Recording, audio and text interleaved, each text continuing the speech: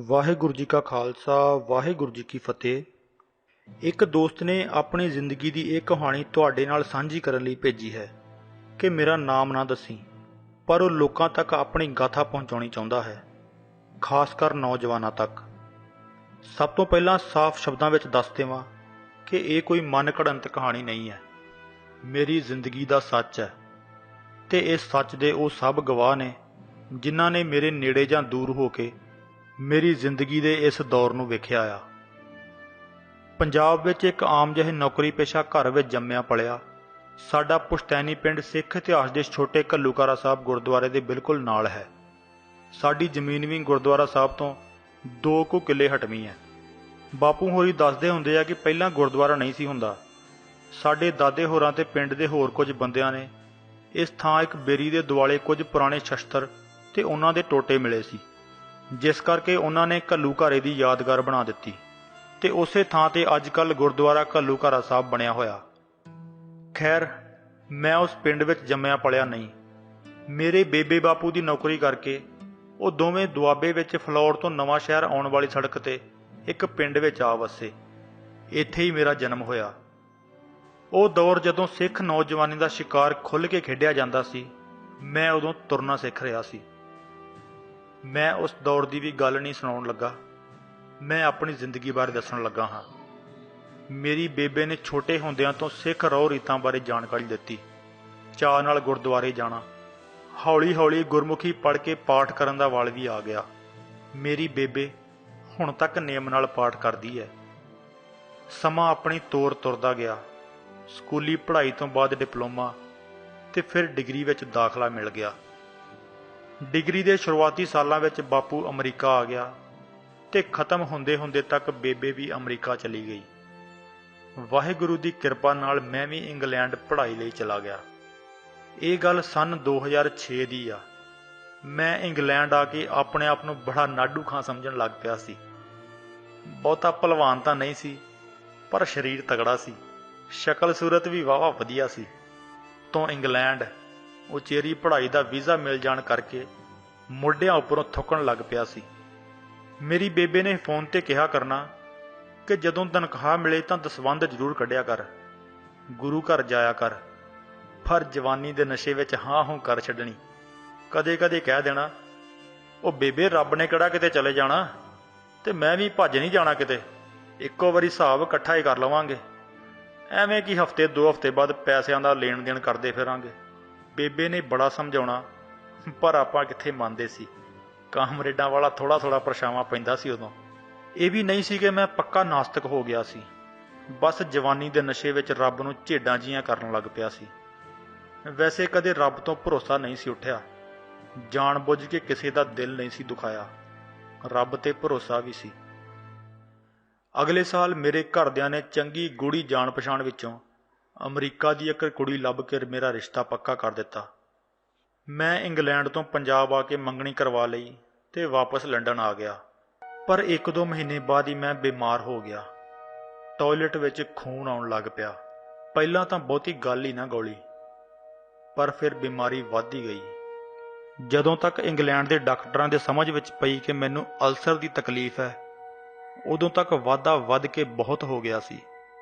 80 kilo ਭਾਰ ਘਟ ਕੇ 45 ਹੋ ਗਿਆ ਸੀ। ਮੰਜੇ ਨਾਲ ਲੱਗ ਕੇ ਹੱਡੀਆਂ ਦੀ ਮੁੱਠ ਹੋ ਗਿਆ। ਬੇਬੇ ਬਾਪੂ ਨੇ ਅਮਰੀਕਾ ਬੈਠੇ ਰੋਈ ਜਾਣਾ ਤੇ ਮੈਂ ਬਿਸਤਰੇ ਤੇ ਇਕੱਲੇ ਪਏ ਨੇ ਲੁਕਾ ਲੁਕਾ ਕੇ ਹੰਝੂ ਪੂੰਝੀ ਜਾਣੇ। ਬੇਬੇ ਨੇ ਕਹਿਣਾ, ਪਾਠ ਕਰਿਆ ਕਰ ਪੁੱਤ। ਤੇ ਮੈਂ ਜਿਵੇਂ ਰੱਬ ਤੋਂ ਰੁੱਸਿਆ ਪਿਆ ਸੀ, ਪਰ ਰੱਬ ਮੇਰੇ ਤੋਂ ਨਹੀਂ ਸੀ ਰੁੱਸਿਆ। ਮੈਂ ਦੱਸ ਦੇਵਾਂ ਕਿ ਵੀਜ਼ੇ ਦੀਆਂ ਮੁਸ਼ਕਲਾਂ ਕਰਕੇ ਨਾ ਤਾਂ ਬੇਬੇ ਬਾਪੂ ਮੇਰੇ ਕੋਲ ਆ ਸਕਦੇ ਸੀ ਤੇ ਨਾ ਮੈਂ ਉਹਨਾਂ ਕੋਲ ਜਾ ਸਕਦਾ ਸੀ। ਪਰ ਲੰਡਨ ਵਿੱਚ ਜਿਹੜੇ ਭਾਜੀ ਤੇ ਭਾਬੀ ਨੇ ਮੈਨੂੰ ਆਪਣੇ ਕੋਲ ਰੱਖਿਆ, ਸਕਿਆਂ ਤੋਂ ਵੱਧ ਖਿਆਲ ਰੱਖਿਆ। ਇੱਥੋਂ ਤੱਕ ਕਿ ਮੈਨੂੰ ਇਹ ਵੀ ਯਾਦ ਨਹੀਂ ਕਿ ਮੈਂ ਕਦੇ ਕਮਰੇ ਦਾ ਕਿਰਾਇਆ ਵੀ ਦਿੱਤਾ ਹੋਵੇ ਜਾਂ ਕਦੇ ਰਾਸ਼ਨ ਵਿੱਚ ਹਿੱਸਾ ਪਾਇਆ ਹੋਵੇ। ਉਲਟਾ ਭਾਜੀ ਤੇ ਭਾਬੀ ਨੇ ਮੇਰੇ ਮੰਜੇ ਤੇ ਪਏ ਦੀ ਹਰ ਫਰਮਾਇਸ਼ ਪੂਰੀ ਕਰਨੀ। ਜੇ ਅੱਧੀ ਰਾਤ ਨੂੰ ਵੀ ਮੈਂ ਕਿਹਾ ਕਿ ਕੁਝ ਖਾਣਾ ਹੈ ਤਾਂ ਭਾਬੀ ਨੇ ਤਾਜ਼ਾ ਬਣਾ ਕੇ ਦੇਣਾ, ਜਿਵੇਂ ਰੱਬ ਆਪ ਆ ਕੇ ਮੇਰਾ ਖਿਆਲ ਰੱਖਦਾ ਹੋਵੇ। ਇਲਾਜ ਦੇ ਲਈ ਮੈਂ ਕਦੇ ਪੰਜਾਬ ਤੇ ਕਦੇ ਲੰਡਨ ਗੇੜਿਆਂ ਵਿੱਚ ਪਏ ਰਹਿਣਾ। ਬਿਸਤਰੇ ਤੇ ਪਏ ਬੰਦੇ ਨੂੰ ਇੰਨਾ ਸਫ਼ਰ ਕਰਨਾ ਕਿੰਨਾ ਔਖਾ ਹੈ, ਇਹ ਮੈਨੂੰ ਹੀ ਪਤਾ। ਮੈਨੂੰ ਦਿੱਲੀ ਤੋਂ ਲੈਣ ਜਾਂ ਛੱਡਣ ਵਾਲਿਆਂ ਨੂੰ ਪਤਾ ਕਿ ਹਰ 15-15 ਮਿੰਟ ਬਾਅਦ ਪੈਟਰੋਲ ਪੰਪ ਤੇ ਗੱਡੀ ਰੋਕ ਕੇ ਮੈਨੂੰ ਟਾਇਲਟ ਲੈ ਜਾਣਾ, ਹਰ 15-15 ਮਿੰਟ ਬਾਅਦ ਟਾਇਲਟ ਜਾਣਾ ਤੇ ਟਾਇਲਟ ਵਿੱਚ ਸਿਰਫ ਖੂਨ ਹੀ ਖੂਨ ਹੋਣਾ, ਕੋਈ ਦਵਾਈ ਅਸਰ ਨਾ ਕਰਨੀ। ਰੋਟੀ ਜਾਂ ਕੁਝ ਹੋਰ ਸਖਤ ਖਾਣਾ ਬੰਦ ਸੀ। 3 ਵੇਲੇ ਸਿਰਫ ਖਿਚੜੀ ਖਾਣੀ ਤੇ ਉਹ ਵੀ 1 ਜਾਂ ਅੱਧੀ ਕੌਲੀ। ਪਹਿਲੇ ਚਮਚੇ ਤੋਂ ਲੈ ਕੇ ਆਖਰੀ ਚਮਚੇ ਦੌਰਾਨ 2 ਜਾਂ 3 ਵਾਰੀ ਉੱਠ ਕੇ ਟਾਇਲਟ ਜਾਣਾ। ਕਈ ਵਾਰੀ ਤਾਂ ਬਿਸਤਰੇ ਤੋਂ ਟਾਇਲਟ ਜਾਣ ਦੀ ਵਾਟ ਵੀ ਪੂਰੀ ਨਹੀਂ ਸੀ ਹੁੰਦੀ, ਕੱਪੜੇ ਲਿਬੜ ਜਾਣੇ। ਇੱਥੇ ਪੰਜਾਬ ਵਿੱਚ ਵੀ ਮੇਰੇ ਮਸੇਰ ਭਰਾ ਨੇ ਤੇ ਭਾਬੀ ਨੇ ਮੇਰੀ ਬਹੁਤ ਸੇਵਾ ਕੀਤੀ, ਜਿਵੇਂ ਰੱਬ ਮੈਨੂੰ ਦੁੱਖ ਦੇ ਕੇ ਵੀ ਮੇਰੀ ਆਪ ਸੰਭਾਲ ਕਰ ਰਿਹਾ ਸੀ। ਮੈਂ ਮਨ ਵਿੱਚ ਵਾਹਿਗੁਰੂ ਵਾਹਿਗੁਰੂ ਕਰਦਾ ਹੁੰਦਾ ਸੀ, ਪਰ ਕਦੇ ਨੇਮ ਨਾਲ ਪਾਠ ਨਹੀਂ ਸੀ ਕਰਦਾ। ਹਾਲਾਂਕਿ ਬੇਬੇ ਨੇ ਬਹੁਤ ਕਹਿਣਾ ਕਿ ਨੇਮ ਨਾਲ ਪਾਠ ਕਰਿਆ ਕਰ। ਬੇਬੇ ਬਾਪੂ ਦੀ ਉਦੋਂ ਤੱਕ ਦੀ ਸਾਰੀ ਕਮਾਈ ਤੇ ਅਮਰੀਕਾ ਵਿੱਚ ਦਿਹਾੜੀਆਂ ਤੇ ਮਿਹਨਤਾਂ ਨਾਲ ਕਮਾਏ ਸਾਰੇ ਡਾਲਰ ਡਾਕਟਰਾਂ ਦੀਆਂ ਜੇਬਾਂ ਵਿੱਚ ਚਲੇ ਗਏ। ਸ਼ਾਇਦ ਰੱਬ ਹਿਸਾਬ ਕਰ ਰਿਹਾ ਸੀ ਤੇ ਮੈਂ ਵਿਆਜ ਸਮੇਤ ਮੋੜ ਰਿਹਾ ਸੀ। ਮੈਨੂੰ ਪਤਾ ਨਹੀਂ ਕਿੰਨਾ ਕੁ ਗਲੂਕੋਜ਼ ਲੱਗਾ। ਕੁੱਲ ਅਰਸੇ ਦੌਰਾਨ ਕੋਈ 15 ਕੁ ਯੂਨਿਟ ਖੂਨ ਦੇ ਚੜ੍ਹੇ ਹੋਣਗੇ। ਹਰ ਮਹੀਨੇ ਹਸਪਤਾਲ ਵਿੱਚ 1-2 ਹਫ਼ਤੇ ਲਾਉਣੇ ਆਮ ਗੱਲ ਸੀ। ਜਿੰਨਾ ਮੈਂ ਕਮਜ਼ੋਰ ਹੋ ਗਿਆ ਸੀ, ਹੱਡੀਆਂ ਦੀ ਮੁੱਠ ਹੋ ਗਿਆ ਸੀ। ਉਸ ਤੋਂ ਮੇਰੇ ਰਿਸ਼ਤੇਦਾਰ ਇਹ ਸੋਚਦੇ ਕਿ ਸ਼ਾਇਦ ਇਹਨੂੰ ਕੋਈ ਨਾਮੁਰਾਦ ਬਿਮਾਰੀ ਲੱਗ ਗਈ ਹੈ। ਇੰਗਲੈਂਡ ਗਏ ਨੇ ਜਵਾਨੀ ਦੇ ਨਸ਼ੇ ਵਿੱਚ ਕੁਝ ਗਲਤ ਕਰ ਲਿਆ ਹੋਵੇਗਾ, ਸ਼ਾਇਦ ਏਡਜ਼ ਨਾ ਹੋ ਗਈ ਹੋਵੇ। ਇਸੇ ਦੌਰਾਨ ਮੇਰੀ ਹੋਣ ਵਾਲੀ ਘਰਵਾਲੀ ਨੂੰ ਮੈਂ ਹਸਪਤਾਲ ਬਿਸਤਰੇ ਤੇ ਪਏ ਨੇ ਸਾਫ਼ ਕਿਹਾ ਕਿ ਉਹ ਮੇਰੀ ਉਡੀਕ ਨਾ ਕਰੇ, ਤਾਂ ਉਹਦਾ ਜਵਾਬ ਸੀ ਕਿ ਜੇ ਵਿਆਹ ਤੋਂ ਬਾਅਦ ਤੁਸੀਂ ਬਿਮਾਰ ਹੋ ਜਾਂਦੇ ਤਾਂ ਫਿਰ ਕੀ ਹੁੰਦਾ। ਮੈਨੂੰ ਉਸ ਤੇ ਬੜਾ ਮਾਣ ਹੋਇਆ ਕਿ ਅਮਰੀਕਾ ਵਿੱਚ ਰਹਿ ਕੇ ਵੀ ਕੋਈ ਇੰਨਾ ਚੰਗਾ ਹੋ ਸਕਦਾ। ਉਸੇ ਦੇ ਜ਼ੋਰ ਪਾਉਣ ਤੇ ਸਾਡੇ ਵਿਆਹ ਦੀ ਤਰੀਕ ਮਿੱਥੀ ਗਈ। ਵਿਆਹ ਲਈ 2007 ਦਸੰਬਰ ਵਿੱਚ ਉਹ ਪੰਜਾਬ ਆਏ। ਵਿਆਹ ਤੋਂ ਪੂਰਾ 1 ਹਫ਼ਤਾ ਪਹਿਲਾਂ ਮੈਂ ਹਸਪਤਾਲ ਵਿੱਚ ਫੇਰ ਦਾਖਲ ਸੀ। 3 ਯੂਨਿਟ ਖੂਨ ਦੇ ਲਵਾ ਕੇ ਤੁਰਨ ਜੋਗਾ ਹੋਇਆ। ਅਗਲੇ ਐਤਵਾਰ ਨਵਾਂ ਸ਼ਹਿਰ ਦੇ ਪੈਲਸ ਵਿੱਚ ਵਿਆਹ ਸੀ। ਮੈਂ ਖਾਸ ਤੌਰ ਤੇ ਆਪਣੇ ਰਿਸ਼ਤੇਦਾਰਾਂ ਨੂੰ ਕਿਹਾ ਹੋਇਆ ਸੀ ਗੁਰਦੁਆਰੇ ਤੇ ਗ੍ਰੰਥੀਆਂ ਦੇ ਰਾਗੀਆਂ ਨੂੰ ਇਹ ਪੱਕਾ ਕਰ ਦੇਣ ਕਿ ਮੈਂ ਬਹੁਤੀ ਦੇਰ ਨਹੀਂ ਬਹਿ ਸਕਦਾ, ਇਸ ਲਈ ਜ਼ਿਆਦਾ ਦੇਰ ਕੀਰਤਨ ਨਾ ਕਰਨ, ਬਸ ਲਾਵਾਂ ਕਰਵਾ ਕੇ ਮੈਨੂੰ ਤੋਰ ਦੇਣ, ਕਿਉਂਕਿ ਮੈਂ ਆਪਣੇ ਆਪ ਨੂੰ ਬਹੁਤ ਕੋਸ਼ਿਸ਼ ਕਰਕੇ ਵੀ 30-40 ਮਿੰਟ ਤੋਂ ਵੱਧ ਨਹੀਂ ਸੀ ਰੋਕ ਸਕਦਾ। ਲਾਵਾਂ ਤੇ ਬਹਿਣ ਵੇਲੇ ਮੈਂ ਆਪਣੇ ਵਾਹਿਗੁਰੂ ਅੱਗੇ ਅਰਦਾਸ ਕੀਤੀ ਕਿ ਮਾਲਕਾ ਤੇਰੇ ਦਰ ਤੇ ਆਇਆ, ਤੂੰ ਇੱਜ਼ਤ ਰੱਖ ਲੈ, ਜਿਉਂਦਾ ਵੀ ਤੇਰਾ ਤੇ ਮਰਿਆ ਵੀ ਤੇਰਾ। ਮੇਰਾ ਵਾਹਿਗੁਰੂ ਬੇਅੰਤ ਹੈ ਤੇ ਵਾਹਿਗੁਰੂ ਬਖਸ਼ਣਹਾਰ ਵੀ ਹੈ, ਪਰ ਰੱਬ ਸੱਚਾ ਇਮਤਿਹਾਨ ਵੀ ਲੈਂਦਾ ਤੇ ਟੁਣਕਾ ਵੀ ਲੈਂਦਾ ਕਿ ਕਿਤੇ ਜਿਹੜੇ ਭਾਂਡੇ ਵਿੱਚ ਮਿਹਰਾਂ ਦੀ ਦੌਲਤ ਭਰਨੀ ਹੈ ਉਹ ਪੱਕਾ ਵੀ ਹੈ ਕਿ ਨਹੀਂ। ਸ਼ਾਇਦ ਇਹੋ ਕੁਝ ਮੇਰੇ ਨਾਲ ਹੋ ਰਿਹਾ ਸੀ ਤੇ ਕੁਝ ਹੋਣਾ ਬਾਕੀ ਸੀ। ਅਸੀਂ ਸੁਖੀ ਸਾਂਦੀ ਵਿਆਹ ਕੇ ਘਰ ਆ ਗਏ। ਮੇਰੇ ਬੇਬੇ ਬਾਪੂ ਅਮਰੀਕਾ ਬੈਠੇ ਵੀਜ਼ੇ ਦੀ ਮਜਬੂਰੀ ਕਰਕੇ ਵਿਆਹ ਤੇ ਵੀ ਨਹੀਂ ਆ ਸਕੇ ਸੀ। ਵਿਆਹ ਦੇ ਹਫ਼ਤੇ ਕੁ ਮਗਰੋਂ ਮੇਰੀ ਘਰਵਾਲੀ ਅਮਰੀਕਾ ਆ ਗਈ ਤੇ ਮੈਂ ਵਾਪਸ ਇੰਗਲੈਂਡ ਚਲਾ ਗਿਆ, ਕਿਉਂਕਿ ਇੰਗਲੈਂਡ ਵਿੱਚ ਇਲਾਜ ਮੁਫਤ ਤੇ ਵਧੀਆ ਸੀ, ਪਰ ਰਫ਼ਤਾਰ ਬਹੁਤ ਹੌਲੀ ਸੀ। 2008 ਮੈਂ ਸਾਰਾ ਇੰਗਲੈਂਡ ਰਿਹਾ ਤੇ 2009 ਵਿੱਚ ਆਪਣੀ ਘਰਵਾਲੀ ਦੇ ਕਹਿਣ ਤੇ ਇੰਗਲੈਂਡ ਛੱਡ ਕੇ ਅਗਸਤ ਵਿੱਚ ਪੱਕਾ ਹੀ ਪੰਜਾਬ ਆ ਗਿਆ, ਤਾਂ ਕਿ ਆਪਣਾ ਅਮਰੀਕਾ ਦਾ ਵੀਜ਼ਾ ਗ੍ਰੀਨ ਕਾਰਡ ਲੈ ਕੇ ਮੈਂ ਅਮਰੀਕਾ ਪਹੁੰਚ ਜਾਵਾਂ। ਦਸੰਬਰ ਤੱਕ ਕਾਗਜ਼ਾਂ ਦੀ ਦੌੜ ਭੱਜ ਕਰਕੇ ਆਪਣਾ ਮੈਡੀਕਲ ਕਲੀਅਰ ਕਰਕੇ ਮੈਂ ਪਾਸਪੋਰਟ ਤੇ ਗ੍ਰੀਨ ਕਾਰਡ ਲਵਾ ਲਿਆ ਸੀ। ਅਲਸਰ ਕੋਈ ਐਸੀ ਬਿਮਾਰੀ ਨਹੀਂ ਜੋ ਮੈਡੀਕਲ ਵਿੱਚ ਰੁਕਾਵਟ ਬਣੇ। ਜਨਵਰੀ ਦੀ ਫਲਾਈਟ ਬੁੱਕ ਕਰਵਾ ਕੇ ਸਾਰਿਆਂ ਨੂੰ ਦੱਸ ਦਿੱਤਾ ਕਿ ਮੈਂ ਜਾ ਰਿਹਾ। ਮੇਰੀ ਫਲਾਈਟ ਮੰਗਲਵਾਰ ਦੀ ਸੀ। ਸ਼ੁੱਕਰਵਾਰ ਸ਼ਾਮ ਨੂੰ ਕੋਈ 4 ਵਜੇ ਮੈਨੂੰ ਦਿੱਲੀ ਐਮਬੈਸੀ ਤੋਂ ਫੋਨ ਆਇਆ ਕਿ ਜਿਸ ਦਿਨ ਮੇਰਾ ਵੀਜ਼ਾ ਸਟicker ਛਪਿਆ ਸੀ ਉਸ ਦਿਨ ਉਹਨਾਂ ਦੀ ਪ੍ਰਿੰਟਿੰਗ ਮਸ਼ੀਨ ਵਿੱਚ ਕੋਈ ਤਕਨੀਕੀ ਨੁਕਸ ਸੀ, ਇਸ ਲਈ ਉਸ ਦਿਨ ਛਪੇ ਸਾਰੇ ਵੀਜ਼ਿਆਂ ਵਿੱਚ ਤਕਨੀਕੀ ਮੁਸ਼ਕਲਾਂ ਹਨ। ਇਸ ਲਈ ਅੰਬੈਸੀ ਵਾਲੇ ਉਸ ਦਿਨ ਜਾਰੀ ਹੋਏ ਸਾਰੇ ਵੀਜ਼ੇ ਵਾਲਿਆਂ ਨੂੰ ਫੋਨ ਕਰਕੇ ਵਾਪਸ ਬੁਲਾ ਰਹੇ ਆ, ਤਾਂ ਕਿ ਉਹਨਾਂ ਦੇ ਪਾਸਪੋਰਟ ਤੇ ਨਵਾਂ ਸਟicker ਛਾਪ ਕੇ ਲਾਇਆ ਜਾ ਸਕੇ। ਮੇਰੀ ਫਲਾਈਟ ਮੰਗਲਵਾਰ ਦੀ ਸੀ, ਇਸ ਲਈ ਮੈਂ ਉਹਨਾਂ ਨੂੰ ਕਿਹਾ ਕਿ ਮੈਂ ਸੋਮਵਾਰ ਅੰਬੈਸੀ ਹਾਜ਼ਰ ਹੋ ਜਾਵਾਂਗਾ। ਮੈਂ ਸਾਰੇ ਰਿਸ਼ਤੇਦਾਰਾਂ ਦੋਸਤਾਂ ਮਿੱਤਰਾਂ ਨੂੰ ਮਿਲ ਕੇ ਸਮਾਨ ਪੈਕ ਕਰਕੇ ਦਿੱਲੀ ਆ ਗਿਆ, ਤਾਂ ਕਿ ਸੋਮਵਾਰ ਕੰਮ ਨਿਬੇੜ ਕੇ ਮੰਗਲਵਾਰ ਉੱਥੋਂ ਦੀ ਫਲਾਈਟ ਫੜ ਲਵਾਂ। ਜਦੋਂ ਸੋਮਵਾਰ ਅੰਬੈਸੀ ਜਾ ਕੇ ਆਪਣਾ ਪਾਸਪੋਰਟ ਜਮ੍ਹਾਂ ਕਰਵਾਇਆ ਤਾਂ ਥੋੜ੍ਹੀ ਦੇਰ ਬਾਅਦ ਮੈਨੂੰ ਇੱਕ ਨਿੱਕੇ ਜਿਹੇ ਕਮਰੇ ਵਿੱਚ ਸੱਦਿਆ ਗਿਆ। ਉਹਨਾਂ ਨੇ ਮੇਰੀ ਪੁੱਛਗਿੱਛ ਕਰਨੀ ਸ਼ੁਰੂ ਕਰ ਦਿੱਤੀ। ਆਖੇ ਵਿਆਹ ਕਿਵੇਂ ਹੋਇਆ, ਕਿੰਨੇ ਪੈਸੇ ਦਿੱਤੇ ਸੀ, ਤੇਰੇ ਬੇਬੇ ਬਾਪੂ ਅਮਰੀਕਾ ਕਿਵੇਂ ਗਏ ਸੀ, ਤੇ ਹੋਰ ਬਹੁਤ ਕੁਝ। ਮੈਂ ਇੰਤਜ਼ਾਰ ਕੀਤਾ ਤੇ ਕਿਹਾ ਕਿ ਮੇਰੀ ਇੰਟਰਵਿਊ ਪਹਿਲਾਂ ਹੋ ਚੁੱਕੀ ਹੈ ਤੇ ਉਸ ਤੋਂ ਬਾਅਦ ਹੀ ਵੀਜ਼ਾ ਮਿਲਿਆ। ਹੁਣ ਦੁਬਾਰਾ ਮੈਂ ਕਿਸੇ ਸਵਾਲ ਦਾ ਜਵਾਬ ਨਹੀਂ ਦੇਣਾ ਜਦ ਤੱਕ ਤੁਸੀਂ ਮੈਨੂੰ ਇਹ ਨਹੀਂ ਦੱਸਦੇ ਕਿ ਇਹ ਪੁੱਛਗਿੱਛ ਕਿਉਂ ਹੋ ਰਹੀ ਹੈ। ਜਦੋਂ ਮੈਂ ਅੜ ਗਿਆ ਤਾਂ ਉਹਨਾਂ ਨੇ ਮੈਨੂੰ ਦੱਸਿਆ ਕਿ ਸਾਨੂੰ ਤੇਰੀ ਵਾਈਫ ਦੀ ਫੈਕਸ ਮਿਲੀ ਹੈ ਤੇ ਉਹਦੇ ਵਿੱਚ ਉਹਨੇ ਕਿਹਾ ਏ ਕਿ ਉਹ ਤੇਰੇ ਤੋਂ ਤਲਾਕ ਲੈਣ ਜਾ ਰਹੀ ਹੈ ਤੇ ਤੇਰੀ ਸਪਾਂਸਰਸ਼ਿਪ ਵਾਪਸ ਲੈਂਦੀ ਹੈ। ਇਸ ਲਈ ਅਸੀਂ ਤੇਰਾ ਵੀਜ਼ਾ ਗ੍ਰੀਨ ਕਾਰਡ ਰੱਦ ਕਰ ਰਹੇ ਹਾਂ। ਮੈਨੂੰ ਸਮਝ ਨਾ ਆਵੇ ਕਿ ਹੋ ਕੀ ਰਿਹਾ ਹੈ, ਰੋਵਾਂ ਜਾਂ ਹੱਸਾਂ। ਆਪਣਾ ਰੱਦ ਹੋਇਆ ਗ੍ਰੀਨ ਕਾਰਡ ਲੈ ਕੇ ਮੈਂ ਜਿਸ ਗੱਡੀ ਵਿੱਚ ਸਮਾਨ ਲੈ ਕੇ ਦਿੱਲੀ ਗਿਆ ਸੀ ਉਸੇ ਤੇ ਪੰਜਾਬ ਵਾਪਸ ਆ ਗਿਆ। ਵਾਪਸ ਆ ਕੇ ਦਿਲ ਤੇ ਬਹੁਤ ਬੋਝ ਲੈ ਲਿਆ। ਕਦੇ ਕਦੇ ਦਿਲ ਕਰਨਾ ਕਿ ਖੁਦਕੁਸ਼ੀ ਕਰ ਲਵਾਂ। ਘਰ ਦੇ ਨਾਲ ਜਰਨੈਲੀ ਸੜਕ ਵਗਦੀ ਹੈ। ਤਕਰੀਬਨ ਰੋਜ਼ ਹੀ ਸੜਕ ਕੰਢੇ ਜਾ ਕੇ ਖੜ ਜਾਣਾ ਕਿ ਹੁਣ ਆਉਣ ਵਾਲੇ ਅਗਲੇ ਟਰੱਕ ਥੱਲੇ ਆ ਕੇ ਟੰਟਾ ਮੁਕਾ ਦੇਣਾ। ਪਰ ਉਨੀ ਦੇਰ ਇਹ ਵੀ ਸੋਚਣਾ ਕਿ ਮਨਾ ਤੂੰ ਆਪ ਤਾਂ ਖੁਦਕੁਸ਼ੀ ਨੂੰ ਬੁਜ਼ਦਿਲੀ ਕਹਿੰਦਾ ਰਿਹਾ ਤੇ ਹੁਣ ਆਪ ਹੀ ਬੁਜ਼ਦਿਲ ਬਣ ਰਿਹਾ। ਤੂੰ ਮਾਂ ਪਿਓ ਦਾ ਕੱਲਾ ਕੱਲਾ ਪੋਤਿਆਂ, ਤੇਰੇ ਤੇ ਉਹਨਾਂ ਨੇ ਆਪਣਾ ਸਾਰਾ ਕੁਝ ਦਾਅ ਤੇ ਲਾ ਦਿੱਤਾ, ਉਹਨਾਂ ਦੀ ਸਾਰੀ ਕਮਾਈ ਉਜਾੜ ਕੇ, ਤੇ ਹੁਣ ਤੂੰ ਖੁਦਕੁਸ਼ੀ ਦਾ ਰਾਹ ਫੜੇਂਗਾ। ਇਨ੍ਹਾਂ ਸੋਚਾਂ ਵਿੱਚ ਘਿਰੇ ਨੇ ਵਾਪਸ ਆ ਜਾਣਾ।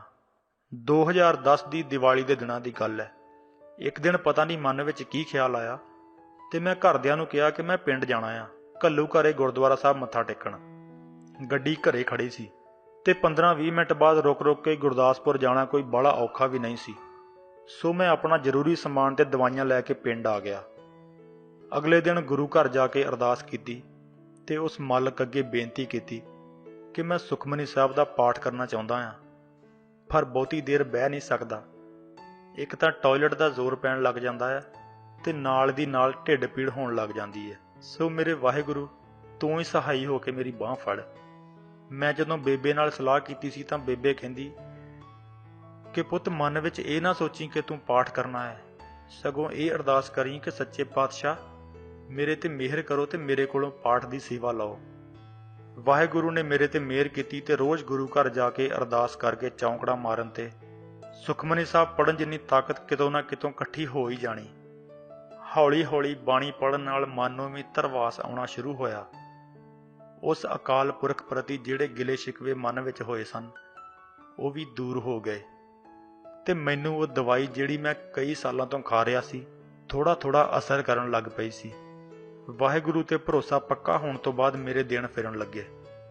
2013 ਵਿੱਚ ਜਦੋਂ ਮੈਂ ਥੋੜਾ ਤੁਰਨ ਫਿਰਨ ਜੋਗਾ ਹੋਇਆ, ਹੁਣ ਮੈਨੂੰ ਇਹ ਫਿਕਰ ਸੀ ਕਿ ਮੈਂ ਕਮਾਵਾਂਗਾ ਕੀ ਤੇ ਖਾਵਾਂਗਾ ਕੀ। ਸਾਰੀ ਉਮਰ ਬੇਬੇ ਬਾਪੂ ਤੇ ਬੋਝ ਬਣ ਕੇ ਵੀ ਮੈਂ ਨਹੀਂ ਸੀ ਰਹਿ ਸਕਦਾ। ਭਾਰਾ ਕੰਮ ਮੇਰੇ ਕੋਲੋਂ ਕੋਈ ਹੋਣਾ ਨਹੀਂ ਸੀ ਤੇ ਅਫਸਰੀ ਦੀ ਕੁਰਸੀ ਵਾਲੇ ਕੰਮ ਦਾ ਕੋਈ ਤਜਰਬਾ ਨਹੀਂ ਸੀ।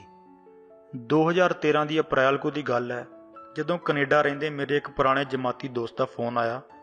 ਉਹਨੇ ਮੈਨੂੰ ਅਮਰੀਕਾ ਦੀ ਇੱਕ ਸੌਫਟਵੇਅਰ ਕੰਪਨੀ ਵਿੱਚ ਨੌਕਰੀ ਲਈ ਅਰਜ਼ੀ ਦੇਣ ਲਈ ਕਿਹਾ। ਉਹ ਨੌਕਰੀ ਮੁੰਬਈ ਵੱਲ ਇੱਕ ਮਸ਼ਹੂਰ ਸ਼ਹਿਰ ਵਿੱਚ ਸੀ।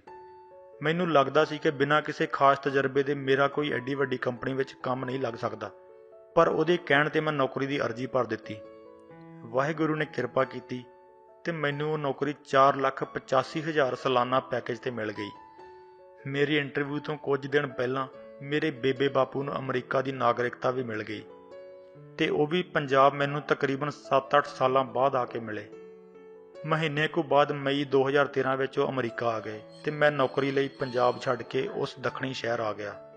ਨਵੀਂ ਥਾਂ ਆ ਕੇ ਰਹਿਣ ਸਹਿਣ ਬਦਲਿਆ, ਆਦਤਾਂ ਬਦਲੀਆਂ ਤੇ ਸਵੇਰੇ ਉੱਠ ਕੇ ਪਾਠ ਕਰਨਾ ਸ਼ੁਰੂ ਕੀਤਾ।